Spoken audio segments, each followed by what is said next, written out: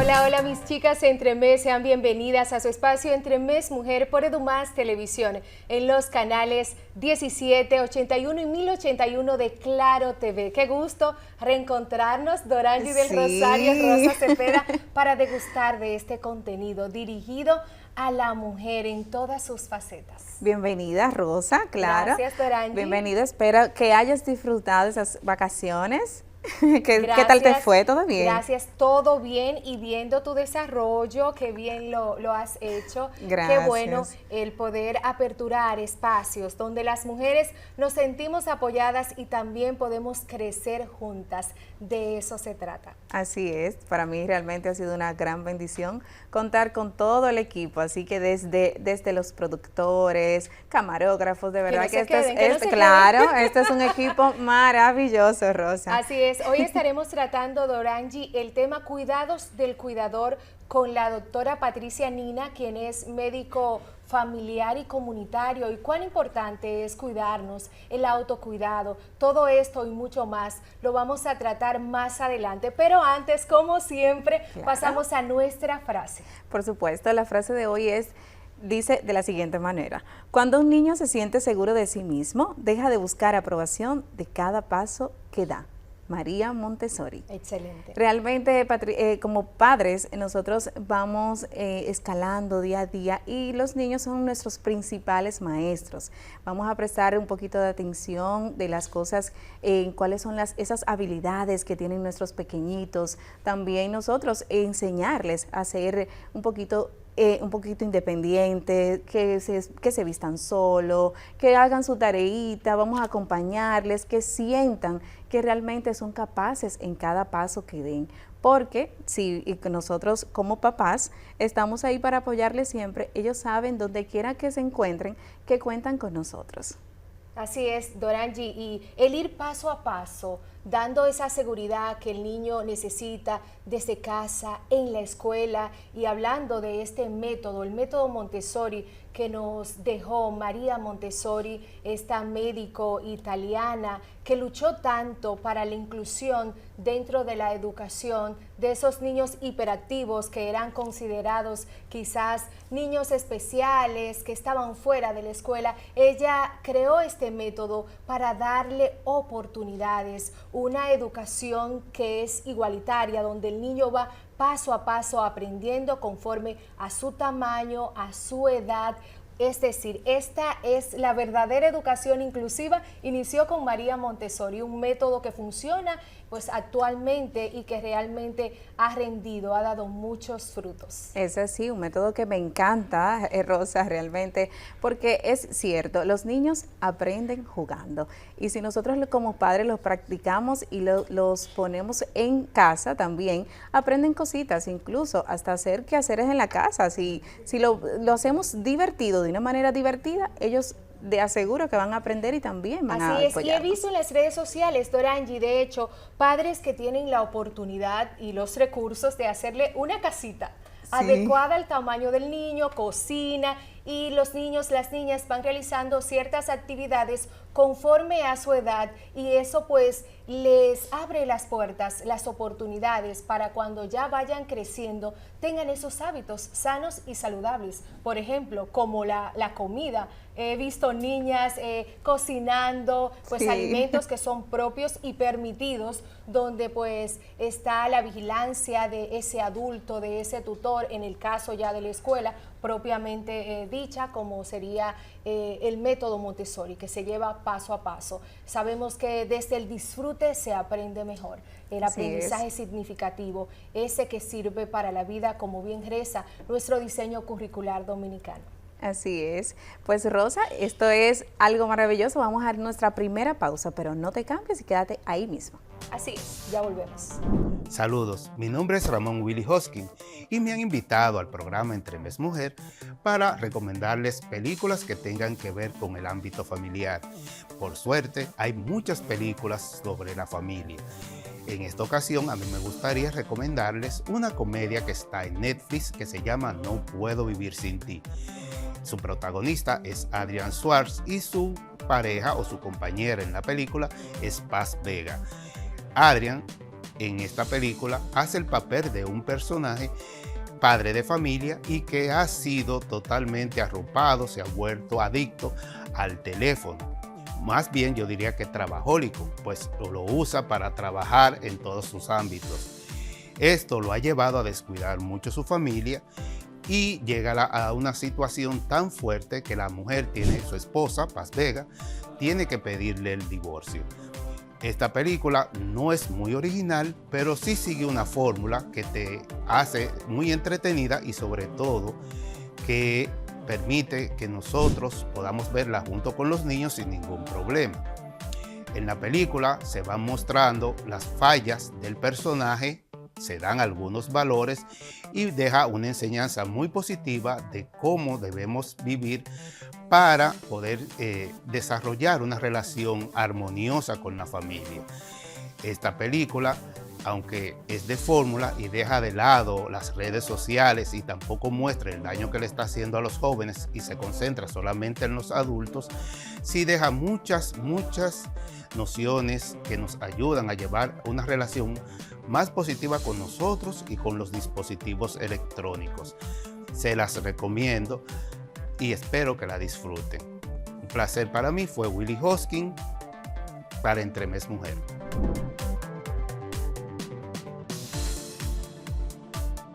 Ya estamos de regreso por acá en tu espacio, en nuestro espacio Entremés Mujer por EduMás Televisión. Rosa Cepeda, Dorangi del Rosario, acompañándoles a todos ustedes. Y Dorangi, ya nuestra invitada está por acá. Claro, claro que sí, una persona maravillosa, una doctora que llegó a este lugar a enseñarnos cositas que realmente teníamos esas dudas, Rosa. Así es, hoy estaremos tratando el tema cuidados del cuidador con la doctora Patricia Nina, quien es médico familiar y comunitario. Bienvenida, Patricia, a Entremés Mujer Televisión. Muchas gracias a ustedes por la invitación a su espacio. Qué gusto tenerte.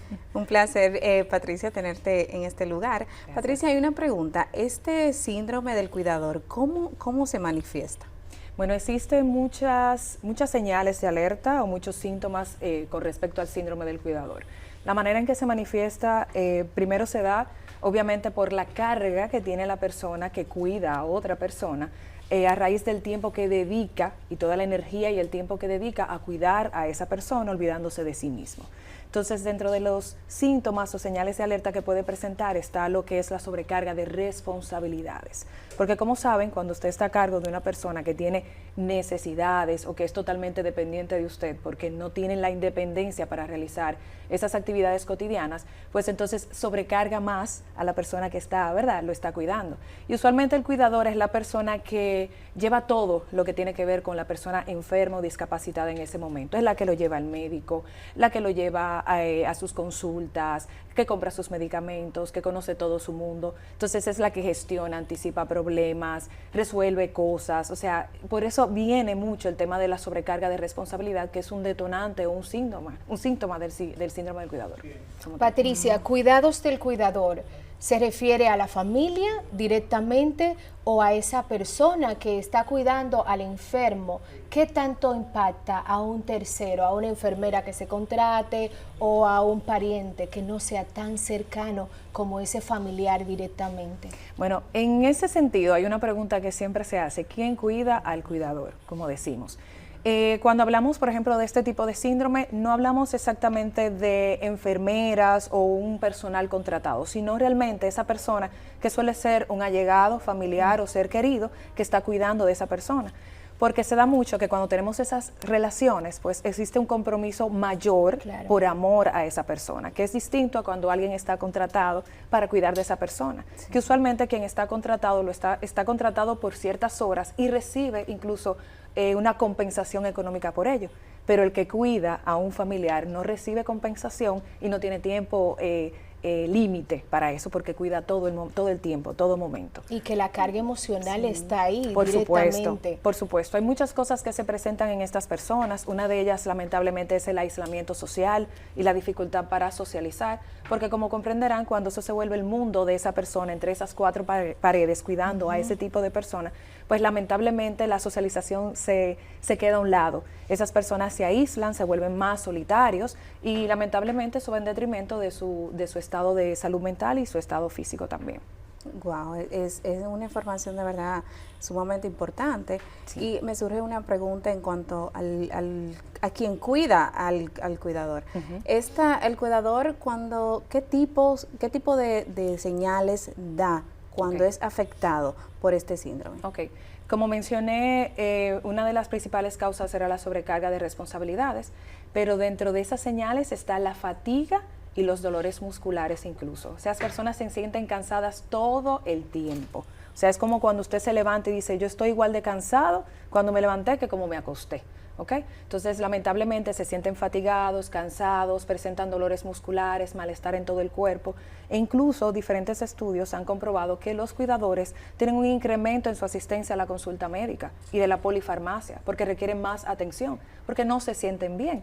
Y eso sí les da tiempo, porque muchos de ellos lamentablemente no tienen incluso el tiempo para acudir al médico. Pero esa es una de las señales de alerta que se presentan. Otra señal también que nosotros podemos ver es el abandono a sí mismo, el descuido de sí mismo. Son personas que lamentablemente abandonan trabajos, por ejemplo, para poder cuidar, abandonan familia o son abandonados por sus parejas o abandonan a hijos, repito, porque todo su mundo se envuelve en este rol de cuidador también. Eso es otra señal de alerta. ¿Qué más podemos ver? Por ejemplo, tenemos el desarrollo también de enfermedades crónicas. Son personas que como se descuidan pueden presentar, por ejemplo, desarrollo de hipertensión, de diabetes, de hiperlipidemia. También pueden tener adicciones, lamentablemente, porque a veces para desconectarse de lo que están viviendo, comienzan a fumar, comienzan a tomar alcohol y entonces surgen todo este tipo de problemas, tanto físicos como mentales, incluyendo la depresión y la ansiedad. Suelen sentirse muy ansiosos, muy estresados, porque cuidar de alguien realmente es bastante demandante y requiere, ¿verdad?, mucha carga emocional en sí. Y una responsabilidad. Muy grande, una responsabilidad muy grande realmente. En este sentido, Patricia, ¿cuáles enfermedades de esas catastróficas podemos incluir en ese síndrome del cuidador? Claro. ¿Te refieres a las personas que son cuidadas? Sí. Ok. Bueno, pues el síndrome del cuidador se desarrolla en esas personas que de forma prolongada cuidan de otra persona que padece de una enfermedad como, por ejemplo, enfermedades degenerativas como el cáncer o catastróficas como el cáncer, algún tipo de discapacidad, personas con algún tipo de demencia senil, Alzheimer. Es muy difícil, por ejemplo, cuidar de este tipo de pacientes, algún niño con discapacidad también, personas incluso con niños, por ejemplo, con autismo ya que requieren de una atención totalmente directa, muy dependiente. Estas son algunas de las enfermedades que se pueden presentar en esas personas y que el cuidador es quien tiene, ¿verdad?, que hacerse responsable. Y como dijiste, es una gran responsabilidad realmente. Damos el ejemplo de esos pacientes con Alzheimer, que son pacientes que en la noche deambulan, por ejemplo, se paran, tienen alto riesgo de caída, vociferan, entonces tienen que estar todo el tiempo el cuidador atento a esa persona. Es como la madre que se levanta cada rato en la noche a ver si el niño, ¿verdad?, está bien, sigue respirando, está llorando. Así mismo se siente el cuidador, o sea, como que muy responsabilizado de su rol. Muy involucrado sería. Y una pregunta, Patricia, durante el cuidador, ya usted mencionó algunas de las enfermedades, trastornos y cosas que podrían ocasionarle a la persona que cuida, que en este caso el cuidador. Claro. Pero ¿hay alguna consecuencia a largo plazo si este síndrome no se trata? Sí, por supuesto. Mencionamos, por ejemplo, el desarrollo de enfermedades de salud mental, como la depresión, el Alzheimer. Mencioné también enfermedades crónicas. Ahí también debo incluir, por ejemplo, hasta el aumento de peso, la obesidad, o la pérdida de peso, puede llegar incluso hasta una desnutrición, porque como dije, son personas que se abandonan a sí mismas, entonces al volcarse solamente en la persona que cuidan, abandona su estado físico, así que pueden desarrollar ese tipo de enfermedades. Igualmente, otra complicación o consecuencia serían los conflictos familiares. Se da mucho en la familia cuando hay un cuidador principal y quizás no haya un cuidador secundario que le colabore. Como ejemplo voy a dar, si saben, porque es muy común, que cuando hay una persona enferma y tiene varios hijos, usualmente un hijo o una hija es la que se encarga de cuidarlo, ¿ok? Y eso puede generar mucha fricción, incluso si hay hijos, por ejemplo, fuera del país o que no pueden estar presentes o que no pueden colaborar económicamente, y genera mucha fricción a nivel familiar. Porque muchas veces esos que intentan ser cuidadores secundarios generan más carga en el cuidador principal. Como esas llamadas de ¿qué hiciste? ¿Dónde lo llevaste? ¿Cómo está? ¿Lo hiciste bien? Entonces, como que ese tipo de cosas generan muchos conflictos a nivel familiar, esa es una. Y la otra, pues, es el abandono, como dije, de la persona y de su cuidado, que se quedan, pues, abandonando su propia vida. Esas son las principales consecuencias que se dan. Y a veces ese cuidador es, pues, mujer. Sí. Por las características que tenemos las mujeres, eso es importante. Ser cuidadoras, protectoras. Así mismo es. O sea, el síndrome del cuidador no tiene, vamos a decir que no tiene una distinción porque puede afectar a cualquiera, pero indudablemente y por estadística, el síndrome del cuidador principalmente se manifiesta en las mujeres. Bien como mencionaste, Rosa, porque culturalmente y socialmente hablando, las mujeres tenemos muy arraigada esa etiqueta del cuidado. Va muy con nosotras, o al menos es lo que se nos ha inculcado. Entonces, usualmente, no sé si escuchan a las personas decir, por ejemplo, tengan a su hija hembra, que la hembra es la que lo va a cuidar, Así la que es. la va a llevar al médico, el que le va a ayudar. Entonces, es como culturalmente muy dado ese pensar. Y nosotras lo tomamos realmente así. Por eso, lamentablemente, las mujeres somos las más afectadas en este tipo de síndrome. Entonces tenemos la ansiedad, la depresión como posibilidades para ese cuidador que está ahí atento. Sí. Pero, ¿quién lo cuida? O sea, ¿cómo llamar la atención de esa persona? Okay. ¿Cuál sería ese llamado para que una persona que esté en ese proceso, que vaya a vivir un proceso de una enfermedad larga o de una situación permanente como es el autismo, qué hacer, cuáles estrategias tomar en consideración? Importantísimo. Si nosotros hemos identificado señales de alerta, lo más importante es buscar la ayuda necesaria en el momento indicado para evitar que esto empeore. Okay. Pero para eso el cuidador tiene que reconocer que tiene un problema. Y esto es importante porque muchos cuidadores se quedan dentro de ese rol y se quedan con la responsabilidad y no buscan ayuda. Entonces, lo primero es reconocer que existe un problema, ¿ok? Y darse la importancia para autocuidarse. Entonces, cuando usted reconoce que hay un problema, usted tiene más facilidad de buscar esa ayuda. Entonces, una de las cosas que se puede hacer para sobrellevar o evitar una complicación de este síndrome es buscar apoyo. Usted tiene que buscar ayuda, por ejemplo, profesional, de un terapeuta que le ayude a gestionar esas emociones que usted está experimentando por el cuidado. Buscar también un médico de cabecera que pueda incluso ayudarlo con síntomas físicos que usted presente. Entonces, esa es una de las cosas principales que hay que hacer. También existen, por ejemplo, grupos de apoyo de cuidadores que son importantísimos. A veces el cuidador siente que está solo, pero cuando va a estos grupos de apoyo y ve personas que están en la misma condición que él, entonces sabe que no es el único y ahí puede desahogarse, hablar, reír, llorar, escuchar anécdotas y cosas que incluso le ayuden, que pueda decir otro cuidador que ya pasó por ahí y que puede utilizar como herramienta para el proceso también. Esas son de las cosas también que se pueden hacer. Importantísimo, y esto va para no el cuidador, sino los allegados. Una de las cosas que detona mucho el síndrome del cuidador es la falta de reconocimiento. No hay nada más difícil que usted estar 24/7 con una persona todos los días, dando el 100% y que no haya nadie que venga y le toque el hombro y le diga qué bien lo estás haciendo. De verdad, gracias por cuidar a mamá, gracias por cuidar a papá, gracias por cuidar a nuestro hijo, la falta de reconocimiento. Así que una de las cosas que pueden hacer aquellas personas que están a su alrededor es realmente reconocer el rol y la labor que está haciendo ese cuidador como tal. Pues sí, es muy importante porque incluso aún así no estando cuidando a alguien, sino haciendo cosas cotidianas, nos gusta aún más bien. Quisiéramos recibir el elogio, ese lo hiciste bien, ese reconocimiento como mamá, como padres, como hermanas, realmente es muy importante. Así es. ¿Sabes, Patricia? También estuve evaluando y me surgió que es tan importante el autocuidado en el cuidador durante este tiempo. Importantísimo. Es la parte que debes reconocer. Yo tengo muy arraigada una frase que dice que el autocuidado no es un acto de egoísmo. Y eso es importante hacérselo entender al cuidador.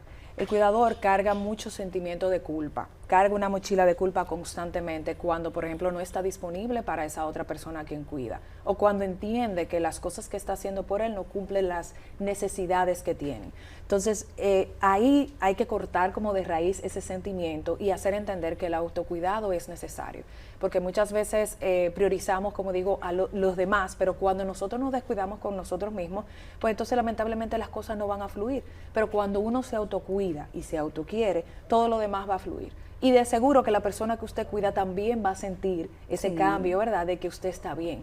Muchas personas, por ejemplo, enfermas, dentro de su discapacidad, se preocupan por el cuidador y le dicen, por favor, ve al médico, atiéndete, porque saben que si no lo tienen, entonces ¿quién lo hará? Exacto. Por eso el autocuidado es primordial.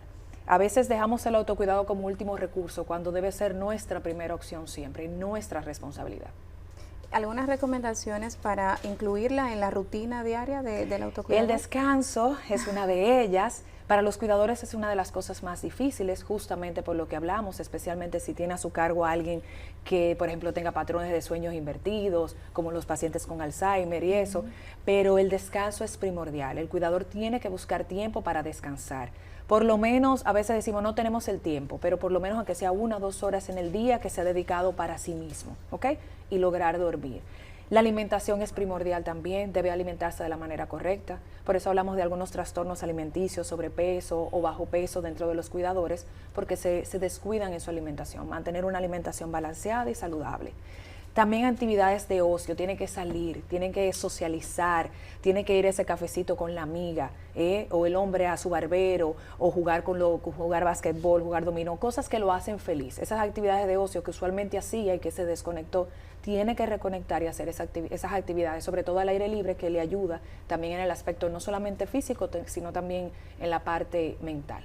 Y se me ocurre, Patricia, el crear conciencia para delegar con los demás familiares, porque a veces no queremos delegar. No queremos delegar. No voy a dejar a mami sola, porque imagínate, es un vínculo demasiado estrecho. Sin embargo, estamos hablando de priorizarnos, del autocuidado. Así es. ¿Cómo hacerlo sin sentirnos culpables en ese sentido? Mira, ya que mencionas eso, pasa que muchos cuidadores entienden que las cosas no se van a hacer bien si no las hace él.